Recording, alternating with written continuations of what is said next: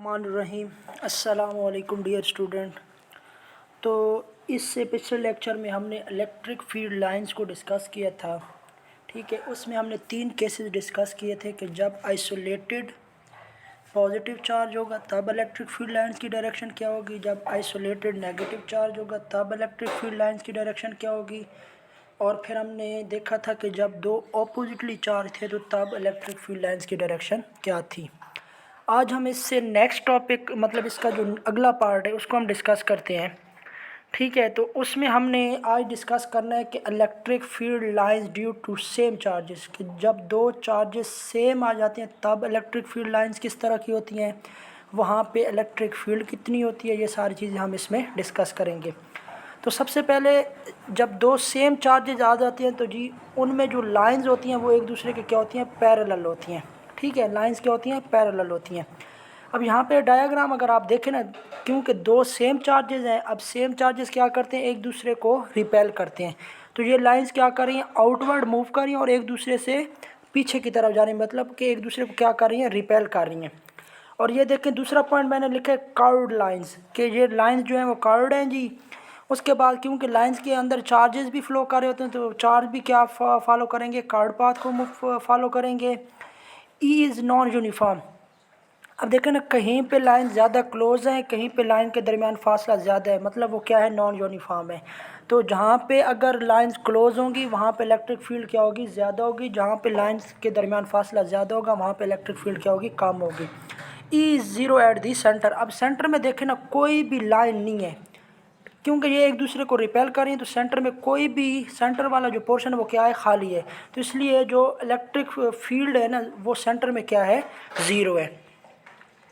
फिर आ जाती है electric field lines due to opposite parallel charge plates, कि दो पैरेलल चार्ज प्लेट्स हैं जी, तो उनके दरमियान इलेक्ट्रिक फील्ड लाइन किस तरह की होंगी। तो सबसे पहले आप डायग्राम में देखें कि एक साइड पे जी पॉजिटिव चार्ज है और दूसरी साइड पे क्या है, नेगेटिव चार्ज है, और इन दोनों के दरमियान जी लाइंस बनी हुई है जिसे हम इलेक्ट्रिक फील्ड लाइंस कहते हैं जी। Electric field lines are parallel and equidistance. यहाँ पे देखें ना, जहाँ से लाइंस ओरिजिनेट हो रही, मीन पॉजिटिव से ओरिजिनेट हो रही है और नेगेटिव की तरफ एंड हो रही हैं।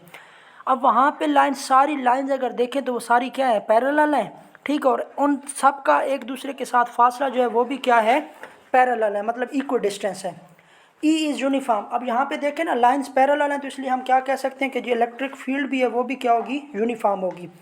अब एजेस जो इसके बने हुए, जो ऊपर कॉर्नर है और नीचे वाला कॉर्नर है, वहाँ पे जो लाइंस होंगी वो क्या होंगी, कर्व्ड होंगी। क्यों, क्योंकि वहाँ पे अब कोई और चार्जेस एग्जिस्ट नहीं कर रहे, तो वो पॉजिटिव से निकलेगी और नेगेटिव की तरफ जाएगी, तो इसी वजह से वो लाइंस क्या होंगी, कर्व्ड होंगी जी। उसके बाद है properties of electric field lines. Electric field lines की जो प्रॉपर्टीज़ हैं वो हमने अब सारी डिस्कस कर ली है ना, 5 केसेस डिस्कस किए हैं, तो उसमें हम वन बाय वन हम इनकी प्रॉपर्टीज़ को डिस्कस करेंगे। पहली है कि जी electric field lines originate from positive charge and at negative charge. हमने देखा था कि पॉजिटिव चार्ज से शुरू होती है और नेगेटिव चार्ज पे जाके वो एंड हो जाती है जी। Tangent at any point in electric field lines gives the direction of electric field at that point. हमने देखा था कि जब भी हम किसी भी लाइन पे टेंजेंट ड्रा करते हैं तो वो हमें उसकी डायरेक्शन के बारे में बताते हैं। अभी इससे पिछले पॉइंट में मैंने बताया कि जी जब लाइंस क्लोज होंगी तो वहाँ पे इलेक्ट्रिक फील्ड क्या होगी, स्ट्रांग होगी, और जहाँ पे लाइंस ज़्यादा होंगी मतलब फासले पे होंगी वहाँ पे इलेक्ट्रिक फील्ड लाइंस क्या होगी, इलेक्ट्रिक फील्ड क्या होगी, कम होगी। इस चैप्टर का जो मोस्ट इम्पॉर्टेंट मतलब शॉर्ट क्वेश्चन है कि दो लाइन आपस एक दूसरे को क्रॉस क्यों नहीं करती, ये इस एक्सरसाइज का भी शॉर्ट क्वेश्चन है और इस चैप्टर का मोस्ट इम्पॉर्टेंट शॉर्ट क्वेश्चन है, और 2 नंबर का ये हर साल पेपर में आता है कि why two lines never cross each other.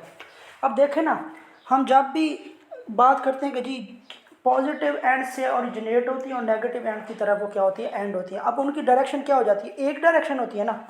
जब दो लाइंस आपस में एक दूसरे को क्रॉस कर लेंगी, ठीक है, जब एक दूसरे को क्रॉस करेंगी तो वहाँ पे तो ई की 2 डायरेक्शंस हो जाएंगी, तो इसलिए ये लाइंस एक दूसरे को मतलब क्रॉस नहीं करती। उसकी रीज़न क्या है, क्योंकि फिर अगर लाइंस आपस में क्रॉस कर जाएंगी तो वहाँ पे ई का एक मैग्नीट्यूड होने की बजाय वहाँ पे ई की 2 डायरेक्शन हो जाएंगी। इस वजह से हम क्या कहते हैं कि जी two lines never cross each other.